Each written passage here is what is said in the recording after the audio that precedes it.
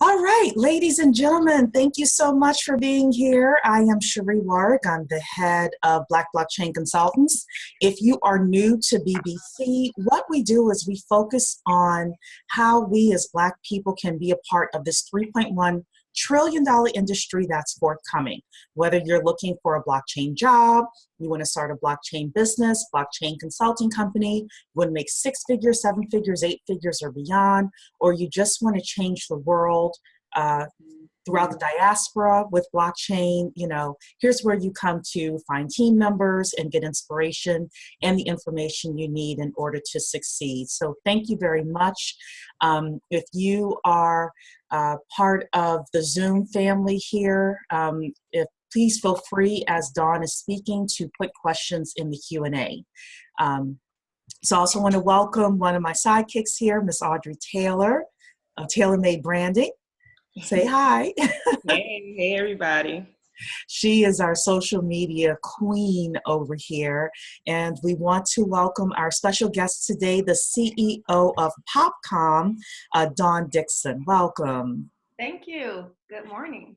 Good morning. So, Audrey, would you please tell us how you found out about Dawn, because you brought her to my attention, and give us a little bit of the backstory here.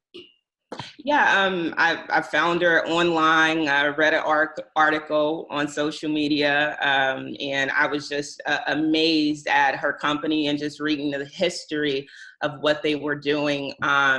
But what they are, they're an automated retail technology company. They have a SaaS, and then they also do hardware, and they're utilizing blockchain within their solution, which I found unique. So I got excited when I saw the article come across social media, because as we know, we don't see too many people of our kind that are, trailblazing and raising funds and really trying to get it within blockchain. So I reached out to her, and she was more than open to speak with our group. So I'm extremely excited to introduce her. She's documented her journey. She's been very transparent. If you have an opportunity to check out her Medium blog, as well as the Start Engine funding page, take a look. She also has a podcast called Bars that, if you have an opportunity, take a chance to listen to. She's extremely transparent about the journey.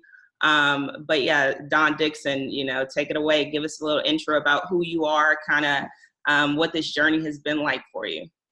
Thank you. Thanks for having me. And, I just feel, I was excited to just hear this group existed. I've kind of felt like alone, in this space with people of color, because every time I go to events, I've been to events basically all over the world and very rarely see anyone that looks like us. So just kudos to you for doing this. Mm-hmm. Me personally, I've been an entrepreneur full-time this is my 18th year.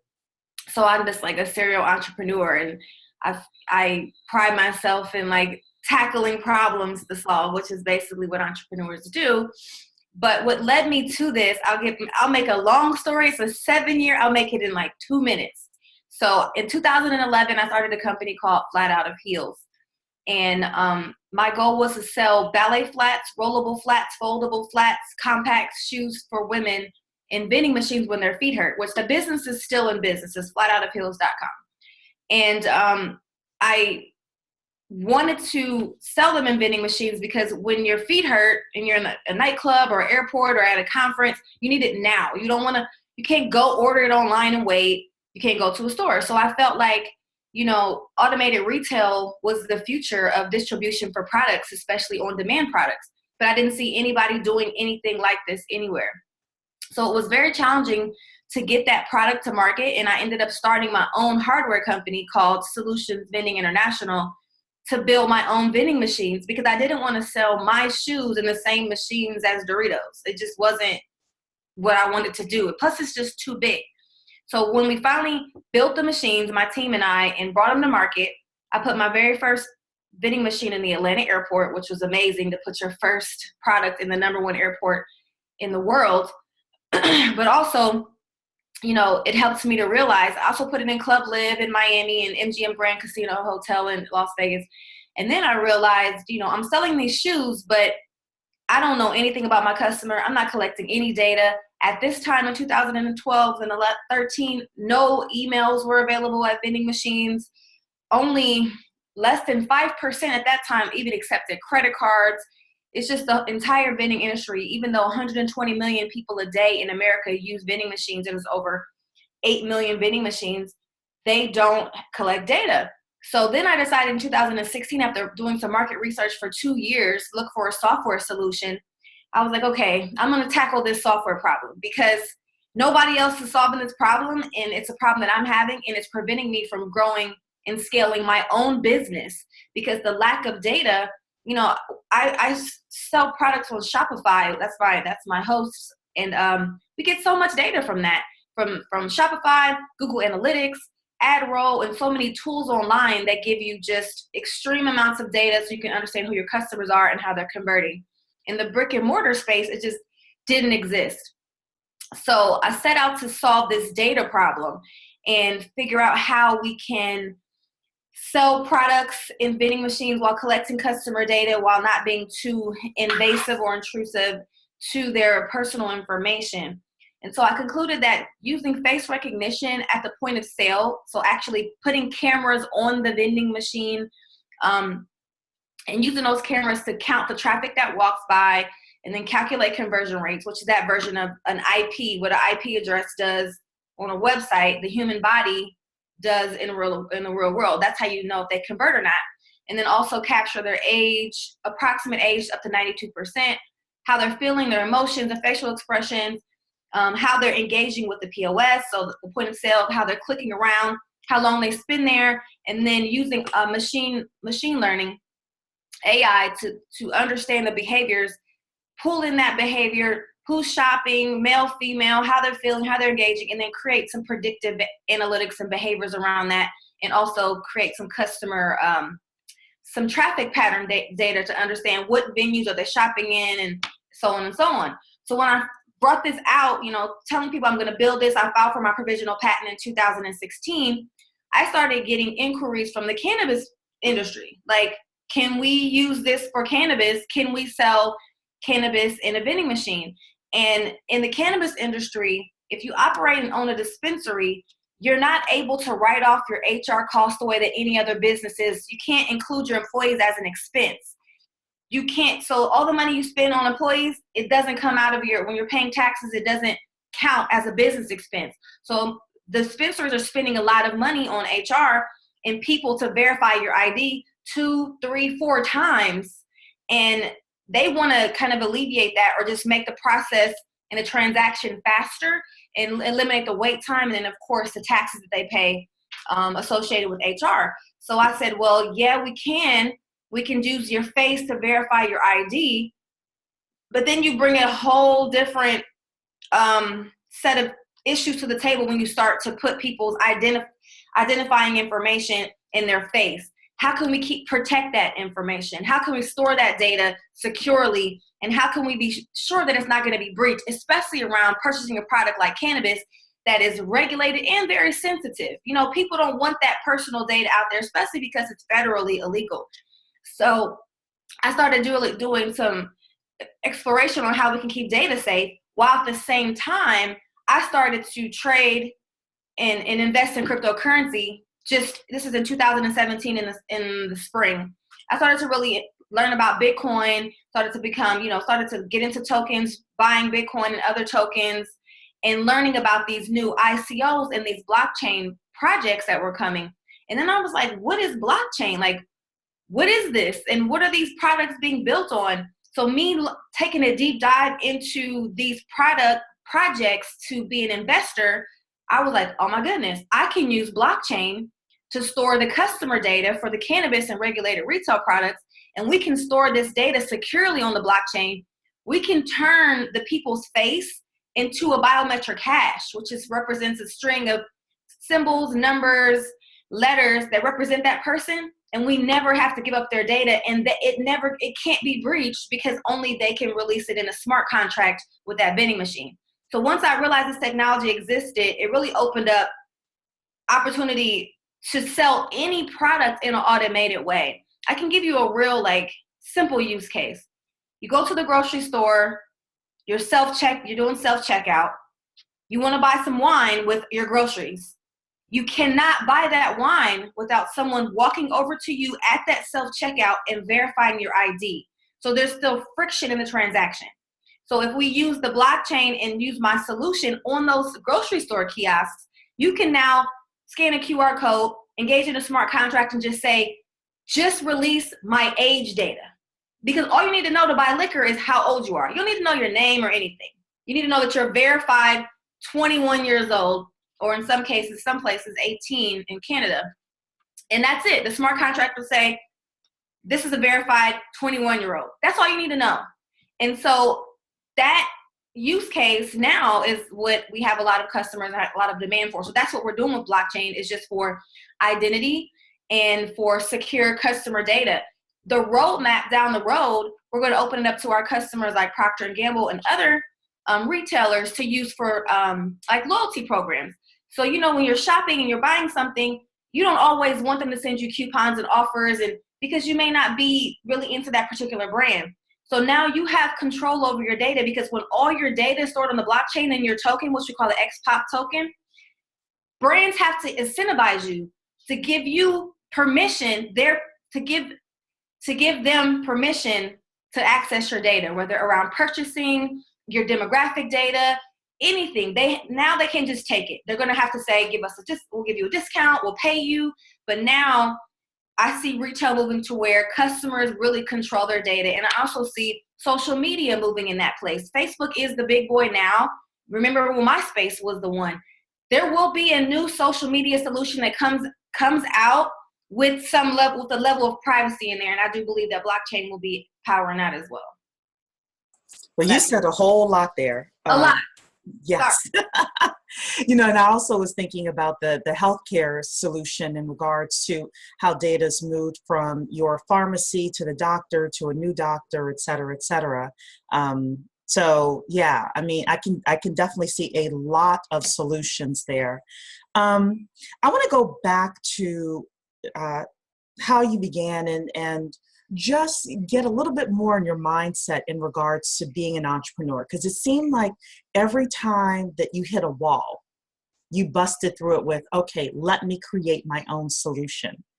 And I can imagine that those solutions required other people who had skills that you didn't have. I would guess that you're not a coder, you know, or anything like that. So yeah, so talk to us really about, you know, the thought process, and then how you went about saying, okay, this is a problem. I see this as a problem. I'm going to create the solution. I'm going to build the team. I'm going to pull the funding together, and I'm going to make this solution a reality. Yeah, the first thing I did, you know, I had the idea. So I went to school for IT in 2001, but IT in 2001 is a completely different thing now in 2019. It's just night and day. You know, I was building HTML websites and doing some Java, which is not, I don't do that anymore. So I knew that I needed someone else to basically do everything for me. So the first thing that I did was went out to protect my IP. So before I started building anything, of course I did market research to understand, is there even a need for this? Does it even make sense to build this? Will people buy it?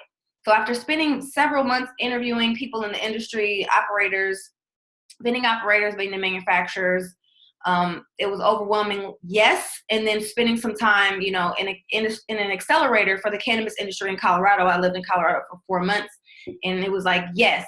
So I filed my provisional patent. That means like I wrote a patent to say, you know, I want to do this. I plan on doing this. It's going to look like this. I want to put it, you know, my idea, lock it in first, and then I have 1 year to build it. So that's how it works with the U.S. Patent and Trademark Office. You can do a provisional patent to say, I am doing this. Lock in that this is my idea. But if you don't execute on that idea and make it a thing in a year, it goes away. So I locked it in. I had the patent in hand so I can make sure to protect my IP since I wasn't building it. And if you're not building the tech, somebody could steal it. It's just flat out. The developer could take it. So I locked that in, patent in my name only. And then I went out looking for developers that could build what I wanted to build. The barrier was I knew what I wanted to build, but I didn't understand what the stack looked like the stack, the technology stack, the layers of, JavaScript or whatever they're using, JS, to build that. I couldn't build that. I didn't understand that part. So there was a learning curve around figuring out how to run and manage a software company when you don't build software and really don't understand software. So I had to really learn about full stack development from the perspective of managing software. And that's why I went through the TechStars program to help me understand technology management. But I feel same with the hardware. I invented a pop shop, so I have a patent pending on my hardware, but I also had to go out and get my IP protected right away. And through this journey, I'm in my 3rd year, because I really started working on it January 2017. I have had to constantly fight, to protect my IP from people trying to steal it. And the saving grace was me have taken those steps to file those patents and make sure that it was documented that these were my ideas.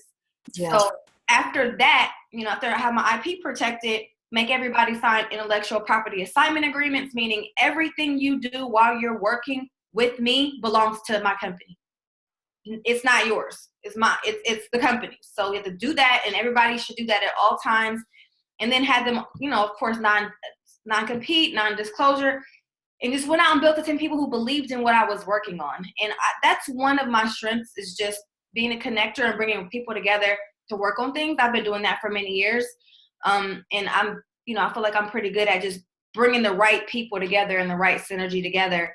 And, it's been so far so good, but not perfect. You make some bad hires, come across some hiccups, it's constant challenges.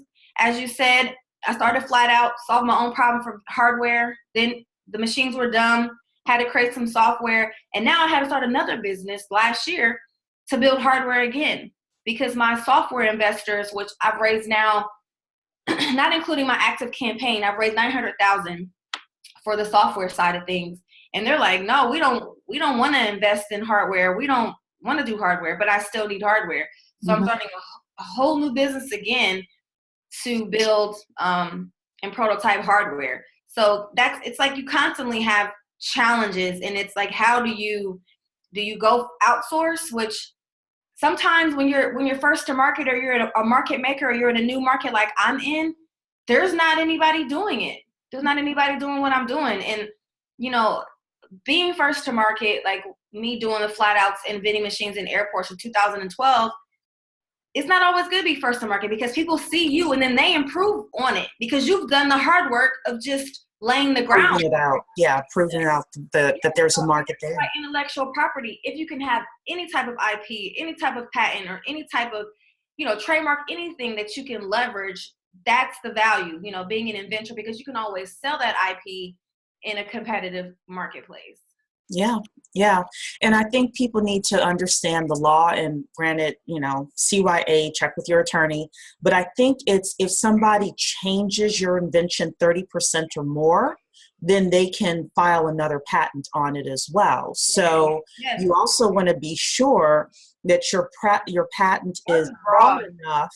Yes, where your patent is broad enough where somebody with deep pockets, because it's usually a company that says, okay, we've got deep pockets. Even if she sues us, we can wait it out because we've got all of this money over here. So you do want to think about being the small guy and how you're going to. That's the thing. You can't defend it. You get a patent and somebody takes your idea. You can't even afford to go to court to defend the patent.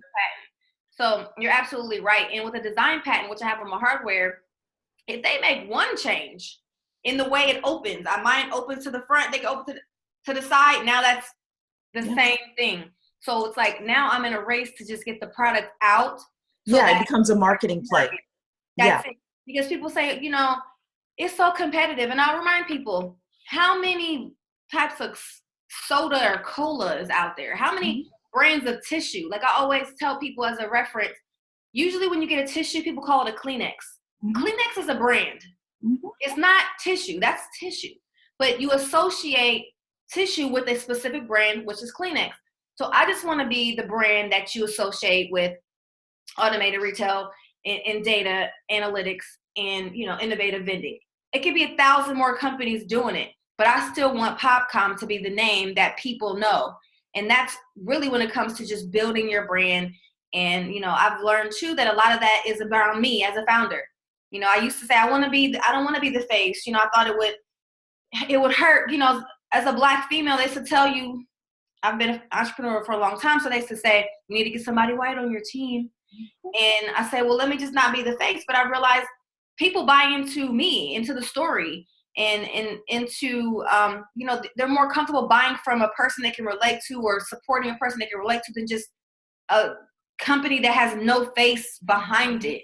So I've emerged, you know, to be like the face of the company, and it's actually been beneficial. Yeah, I will say there was a time in our mother's lifetime, you know, I was born in the 70s. There was a time when, yes, that was the case.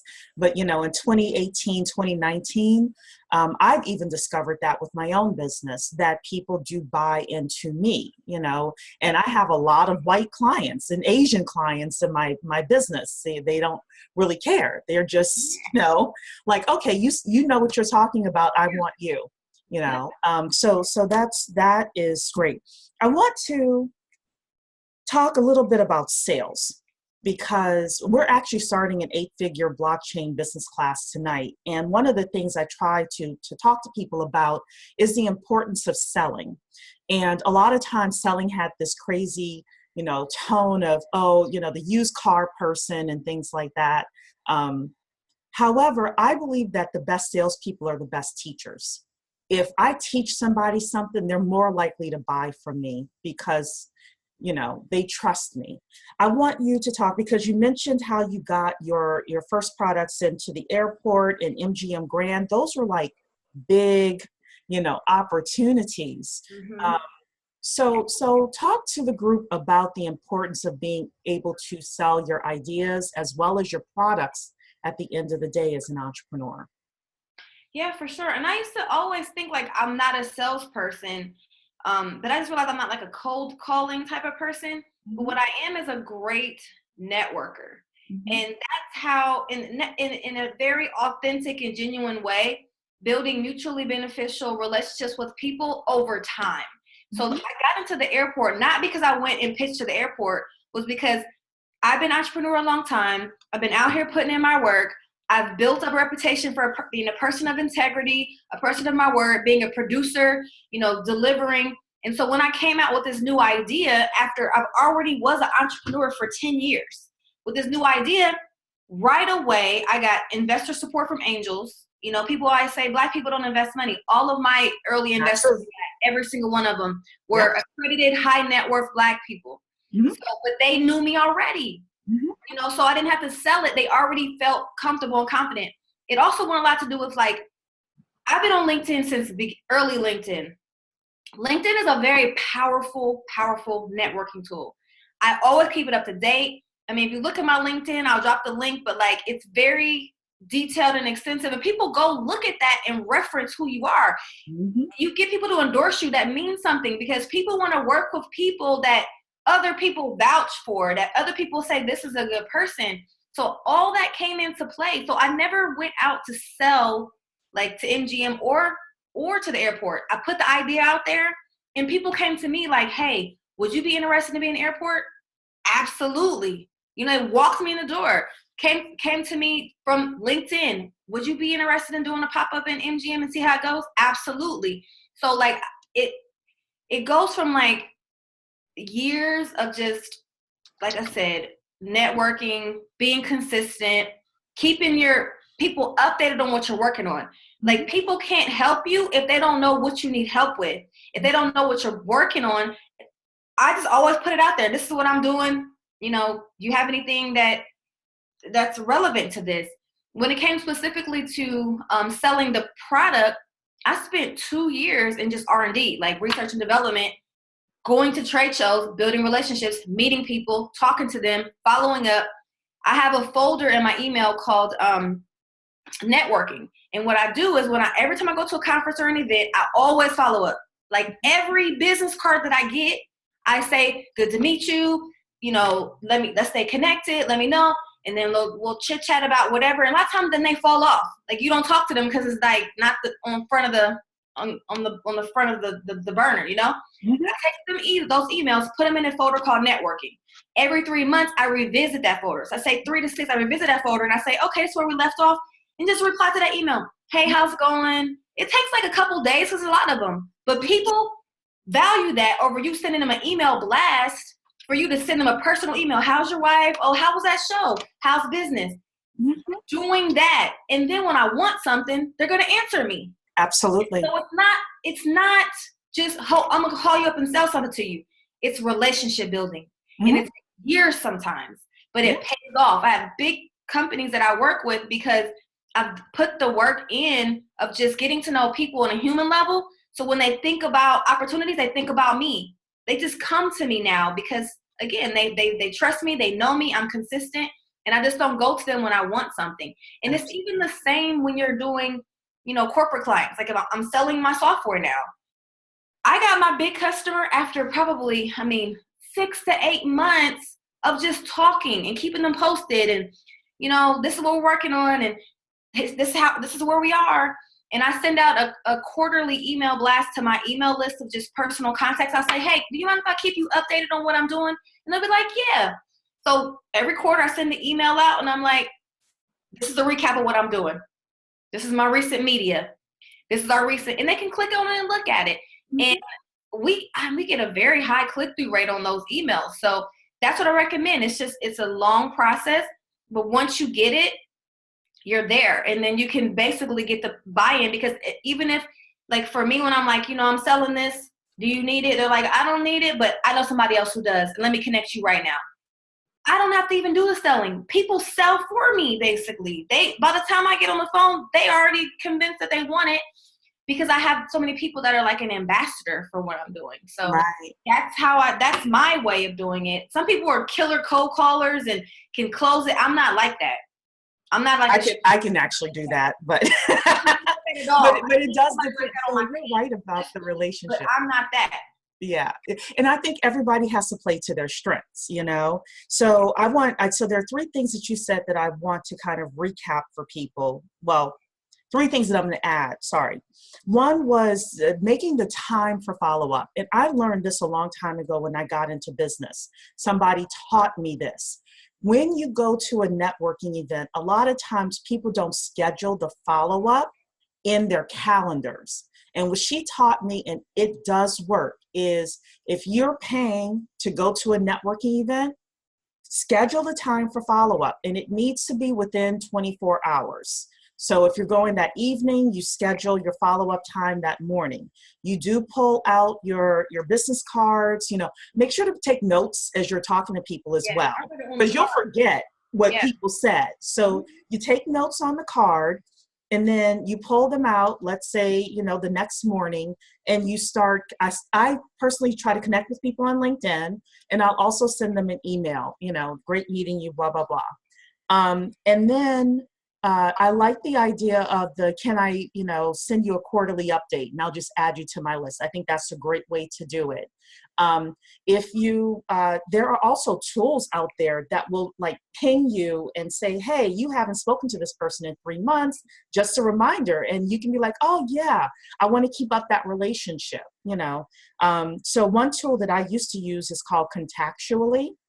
And that's what it does is it'll just, it like helps you maintain those personal relationships. And it was started for real estate agents, but a lot of different companies use it. The second thing I want to say is be a person of your word. So if you tell somebody, I'm going to get back to you with this document on Tuesday at 7 p.m., make sure either you get back to them with the document or you say, I need another, day to finish this up. But the worst thing you can do is not be a person of your word, And the third thing is, you didn't mention this, but this is something that I teach people, is come up with a top 10 list of like dream people you'd like to meet that could really push your business forward. Because sometimes people, if you say to somebody, I could use your help, they may not think, my next door neighbor is this person. But if you have that top 10 list and you give it to them and say, these are the 10 people I'm really trying to meet. You'll be surprised. Oh, I go to church with that person. I, live next door to that person. That kid comes over to my, or that, kid's mother comes and drops their kid off, for play dates with me. You'll be surprised who knows whom. As well. So that could be another great way for you to connect with the right people. Because I always say, network with a purpose. Absolutely. Can I add one resource? Sure. Evernote. There's an app called Evernote, and I use this a lot because if you can take a picture of a business card, it records it into your contacts, it automatically connects on LinkedIn, and it automatically sends them an email saying, nice to meet you, here's my contact. Boom. It's like just sit there, scan, and it just gets it done, and it locks everybody in, and it automatically finds them. And that is such a helpful tool when you're going to big conferences, because every night when I get in, before I go to bed, I make sure I scan all the cards of the day, because then you get overwhelmed. So I do it every day. And it's just about, just making that a priority and staying organized. And that's one thing I'm really good at, is like being, organized and scheduling. So Stefan is saying, Dawn is on my top 10 list. Stefan is saying. Thanks. I do have that list. When I went out to build my business, I said, I started researching, like, who even invented the kiosk? Like, who brought this to market first? And I discovered that it was Jeff Hoffman, who was the founder also of Priceline. And it's not even on his LinkedIn at all. I got to do some deep research, but I was like, man, I want to be mentored by the person that actually even invented this altogether. So I spent maybe a year and a half just hitting him up on LinkedIn. He responded, but he's so busy, and going back and forth. Can we have a call? Can we have a meeting? And I never gave up. He'd say, yeah, we can talk in a month. It didn't happen. I follow up.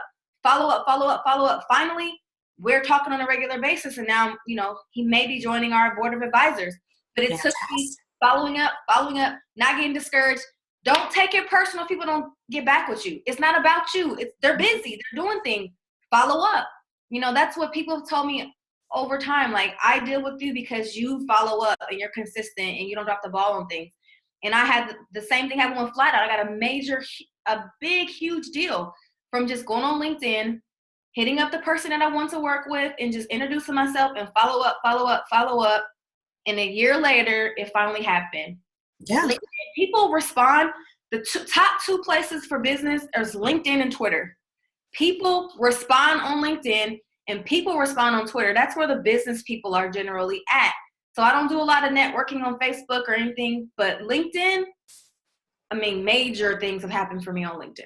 Yeah, I agree. I pay the $60 a month for the premium LinkedIn account, just because it gets me inroads into places that, the free account doesn't have. And not that I tell people they have to do that to make LinkedIn work.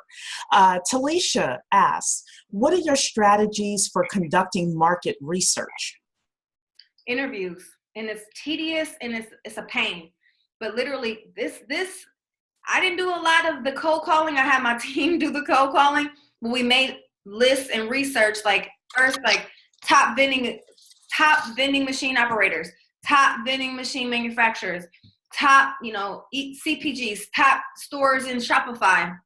There was thousands of companies that we had on these lists, and we're just cold calling. We said we want a goal of interviewing 100 people. And it took months, but we just would every day spend a couple of hours cold calling. Can I ask you some questions? And so they would do it. We got 100. We called a lot more, got a lot of curves, but we got the data. Going to conferences that are industry specific and just asking them in person. Can I ask you a few questions? What do you think about this? What's your number one pain point, or whatever you're trying to build? Get the answer. Would you buy this if this was available? What's the price point you would pay for that? Is it, why do you need this, or what are you missing in your business today? And they will answer. And that's once again, you have to talk to people. With this age of electronics and computers and social media, people don't want to talk to people. You have to talk to people. That's the only way to do this. Yeah, there are no shortcuts to success, is what I'm hearing you say. SurveyMonkey, I've done surveys. I've done quick surveys online and got data from doing like SurveyMonkey and things like that. But it's the best to get it in person because they'll give you more then you ask. Sometimes they'll really go in detail, and then that's a relationship you have. That's 100 people that know what I'm doing and that maybe could be a customer of mine. Yeah. Audrey, I want to bring you into the conversation. Do you have a question?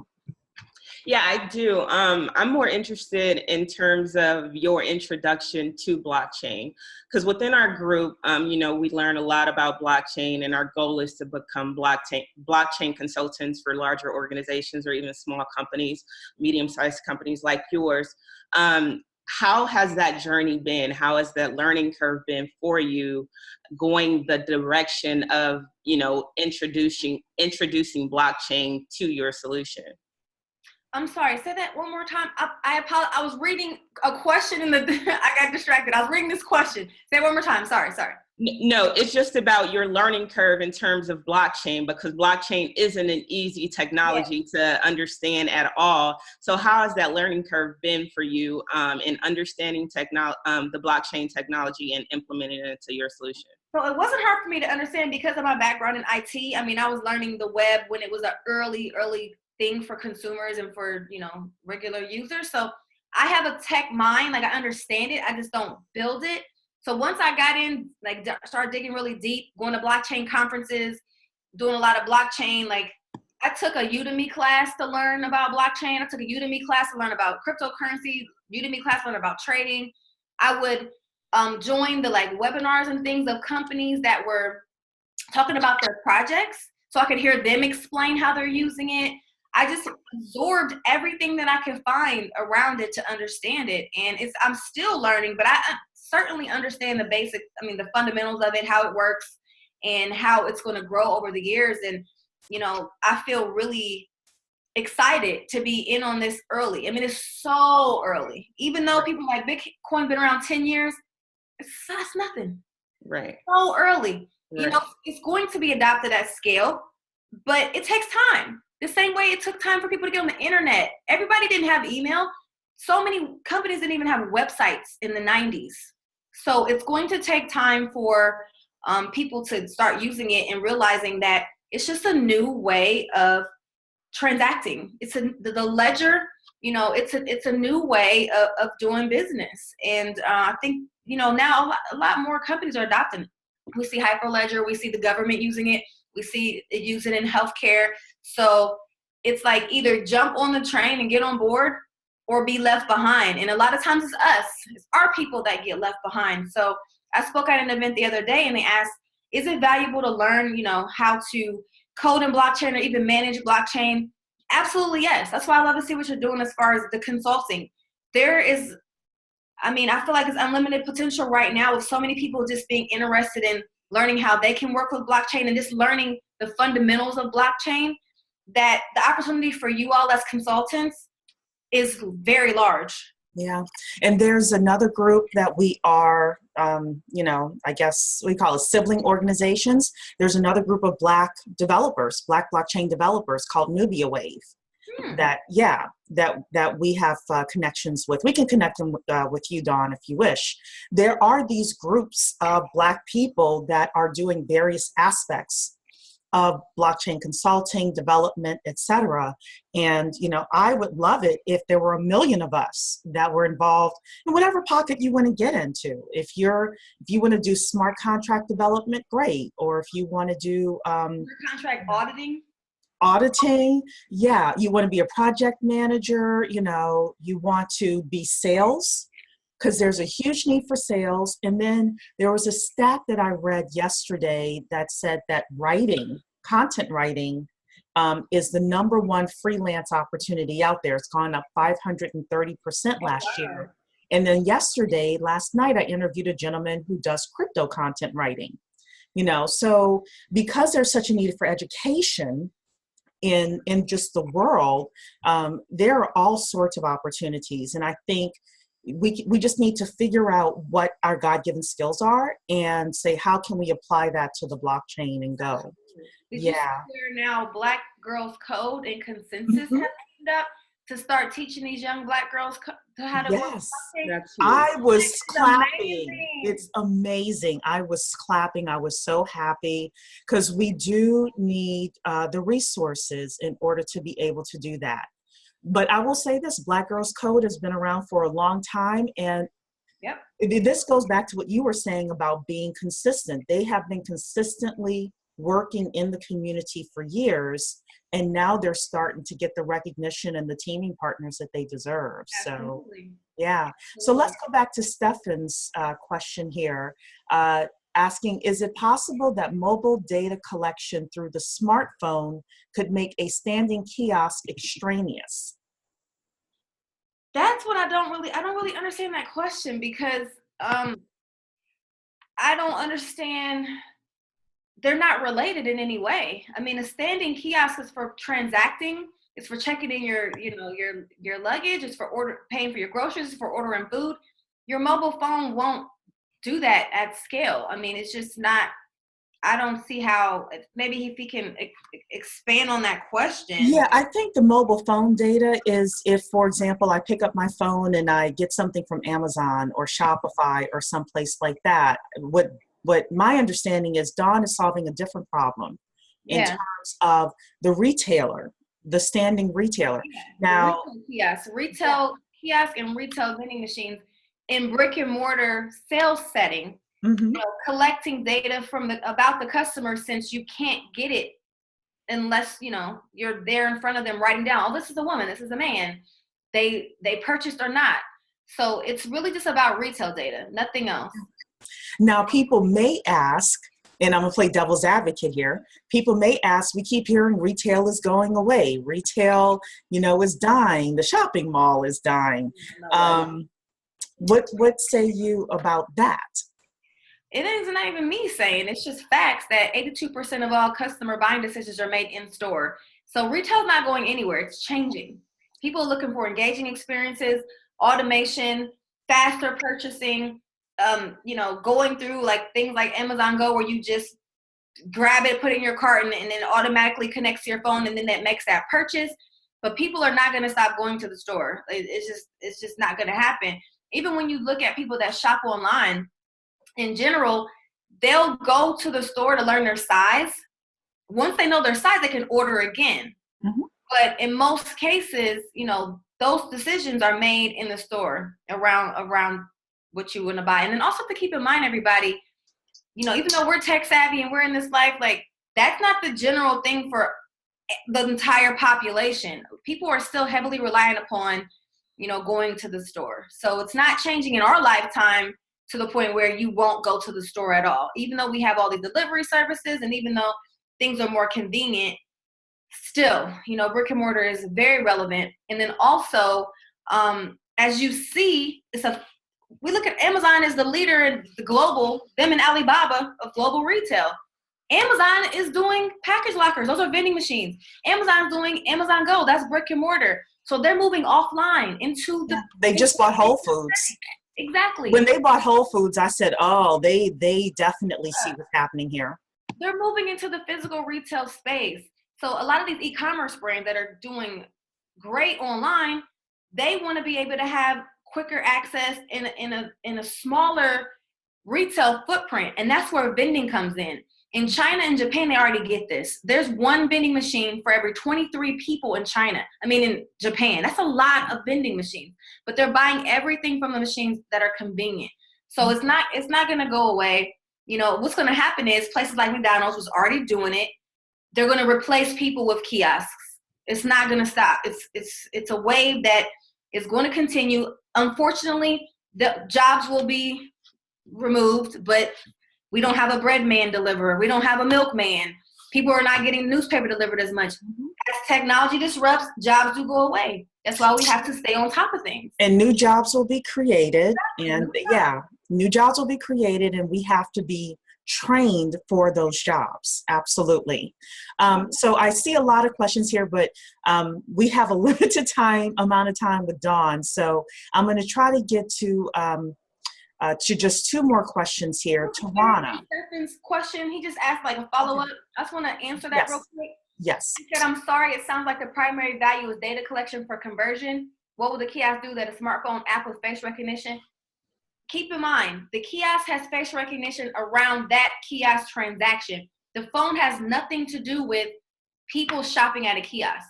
If you go up to a kiosk and you walk away, the kiosk will say a person walked up and walked away. It'll say 100 people walked by. Of that 100 people that walked by, 20 walked up to it, 5 made a purchase. The phone is completely unrelated. It's the equivalent to conversion rates on a website. On a website, it tracks IP addresses and if they convert or not, and how much traffic comes to your website. This is about traffic. So it's completely, a smartphone can't do that because a smartphone is not calculating all the traffic for one particular vending machine. It's your phone. It's doing whatever you do with it. So this is the equivalent of using Google Analytics on your website. Mm-hmm. Okay, so we have another question here from Tawana. Please tell us about your STO. Yes, how did I not bring that up? So we're doing a secure token offering. So we're raising capital in the form of a secure token offering under the Title III regulation CF under the Jobs Act, which allows companies to raise capital from non-accredited investors. Accredited investors are people that have $1 million net worth or reported $200,000 on their tax returns for 2 consecutive years as an individual or $300,000 as a couple. These are the people, accredited individuals and couples that have been allowed to get into early stage tech deals historically. In 2012, President Obama made a law making the SEC go back and change the rules around how this is regulated. So I'm using that. I initially was going to do an ICO, but with all the things around ICOs and because I have venture capital investors already and it raised capital, I couldn't just jump out and incorporate my company in another country to be able to get around the rules of ICOs. So what was called the private presale in the ICO world, you go raise money as a private presale, then you go to a public ICO. This secure token offering is our version of that, and we're opening up to the general public. So I've already raised $900,000 from VCs and angels. I'm opening up $1 million to the general public to invest in our company. The token represents equity, so that is what it is, not a rev share. It's actually equity, so it's pretty equivalent to a share. We tokenize our cap table. We listed it on Start Engine, where Start Engine is the first platform that was approved by the SEC to sell tokens as a security. And Start Engine will be one of the first platforms to trade securities in 2019. So which means after a 12-month holding period of our token, we'll list it on an exchange and people can get liquidity on the exchange, of course, as long as we continue to build the value in the token. We're releasing a limited number of tokens so that there's a demand for the tokens. So when people do want to trade them, somebody wants to buy them because we don't have so many out there in circulation. So for the first time ever, you can invest in a early stage tech company in a secure token offering. For the first time ever, you can get liquidity from a early stage investment in a 12-month period. In most cases, you're holding for 10 years if you invest in a startup, because that's the average time for either IPO or some type of exit. But now that you can trade and sell tokens as security, this, I believe, is the future. And STOs are going to reach, 10 trillion by 2021. So it's very new.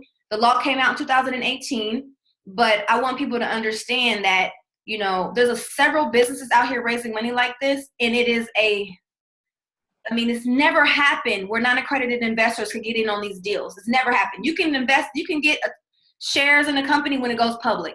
By the time it goes public, everybody who invested, they're already rich. Yeah. They're already rich. Yeah. So now we can build wealth in our communities and through our friends and family who are not accredited, through secure token offerings and through equity crowdfunding. So I talk about this on my blog a lot.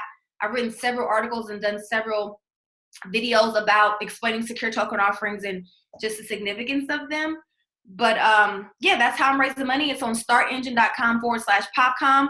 My goal is to max it out. The max I can do on this now is 943,000, but we're at like 60,000 today. So we do have a long way to go, but we have 63 days left. So I have 2 months to get out here, spread the word, and raise this money. After this round, I will go ahead and raise a round from accredited investors, from high net worth individuals, again, probably about 10 million, which will in turn increase the value of the tokens of people that buy early now.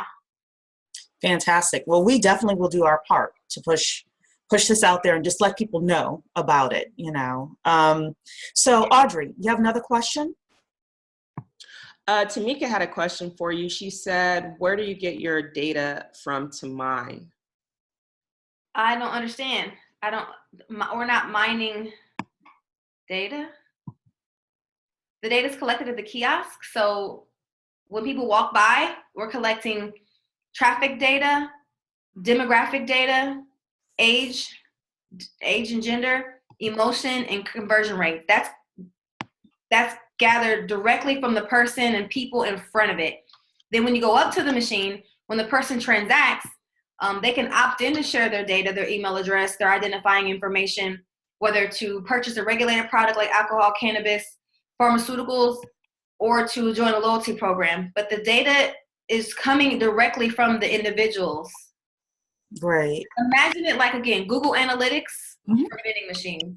It's just a new way to collect data from this hardware that has never collected data ever before. Right. Bringing the e-commerce experience and e-commerce analytics to the physical retail environment. Yeah. Well, one of the things that I really liked about your Medium article, or the article that I saw on Medium about you, was the fact that it's not just for products, but also for samples. So, you know, for a living, I write business plans, and I get a lot of calls from people who are inventors. And I'll ask them, okay, well, you know, has anybody tried your product? What do they think about it? Blah, blah, blah. So one of the things when I saw your articles, I thought, okay, this is a great way for people who have new products to not just test out those products in their own backyard, but to be able to say, you know what, we want to test with 10,000 people nationally. How do we do that? And get, you know, figure out how many people, like you said, goes by the kiosk, and then how many people says, yeah, I would sample that product, and then give you feedback, you know, on the blockchain right away. And then take that data and bring it to investors, whether they're accredited or crowdfunding, and saying, hey, look at how popular this product could be. So I see a lot of different opportunities with what you're talking about here. So I have a final question for you, and then we're going to go because I know your time is valuable. Let's talk about growing your own team and what we can do as an organization. Are there specific team members that you're looking for right now? Maybe somebody who's listening to this wants to join your team.